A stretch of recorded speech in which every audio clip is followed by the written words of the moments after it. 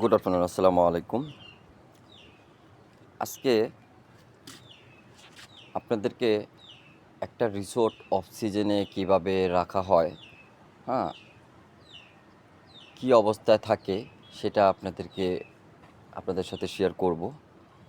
প্রচণ্ড রোদ, হ্যাঁ, চশমাটা পরতে হয়, হ্যাঁ, আপনাদেরকে ফুল দেখাবো সেন্ট মার্টিনে অফ সিজনে ইকো রিসোর্টগুলো কীভাবে রাখা হয়, হ্যাঁ।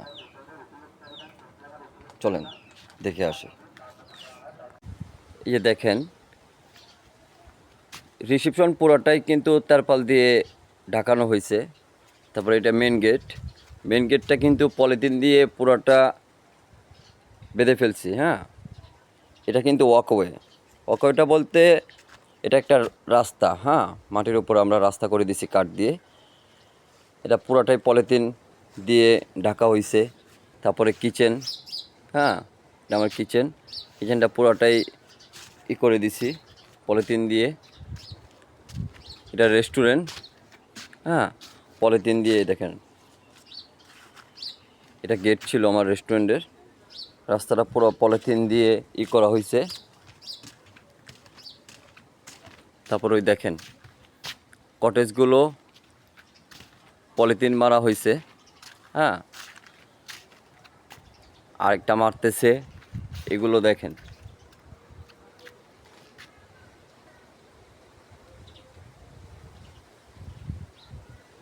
আপনারা যারা বলেন সেন্ট মার্টিনে রুম ভাড়া এত কেন, হ্যাঁ, তাদের উদ্দেশ্যে আমি বলি,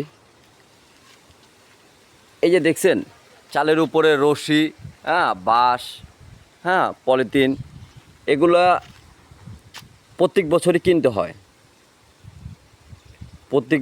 কিনতে হয়, না হলে নষ্ট হয়ে যায়।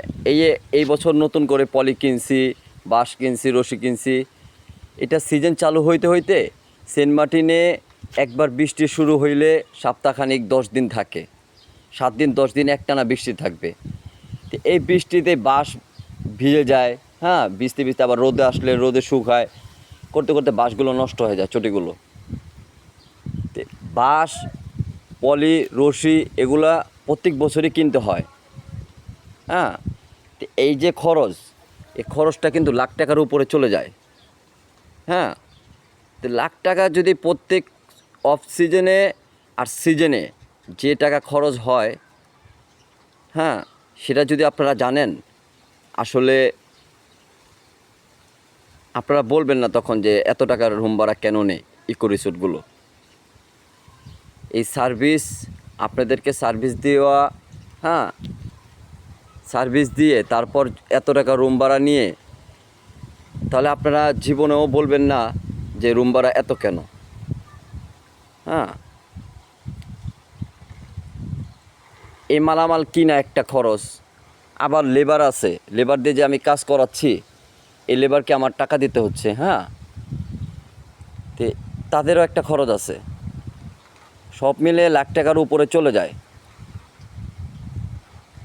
তে আবার এখন আমি লাখ টাকা খরচ করলাম, আবার সিজন যে আসবে, সিজনের আগে আবার এগুলো খুলতে হলে আমার কি লাগবে? এখন লাখ টাকা খরচ করলাম, আবার সিজন আসবে, সিজন আসলে এগুলো খুলতে হবে।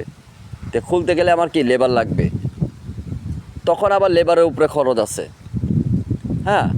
তারপর আবার এগুলা খোলার পর আবার এগুলা রং বার্নিশ করো, এটার উপরে খরচ আছে। তো ওখানেও লাখ টাকা। তাহলে আপনারা বলেন যে ভাড়া এত কেন, হ্যাঁ। আর সিজনটা মাত্র হয়, এখন তো আপনারা জানেনই, 2 মাস। 2 মাসে কি টাকা এত কামানো যায়? স্টাফ স্যালারি, স্টাফের উপরে খরচ, হ্যাঁ, সব কিছু দিয়ে তারপরে এই রিসোর্টের অফ সিজনে খরচ, সিজন চালু হওয়ার সময় যে আপনার খরচ, এগুলো মিলে তো চলতে হয়, ঠিক না? তারপরেও যদি আপনারা বলেন যে এত টাকা রুম ভাড়া, এই প্রশ্নটা আপনাদের উপরে ছেড়ে দিলাম, অবশ্যই কমেন্টে জানাবেন। ভিডিওটা ভালো লাগলে শেয়ার করে দিবেন। আসসালামু আলাইকুম।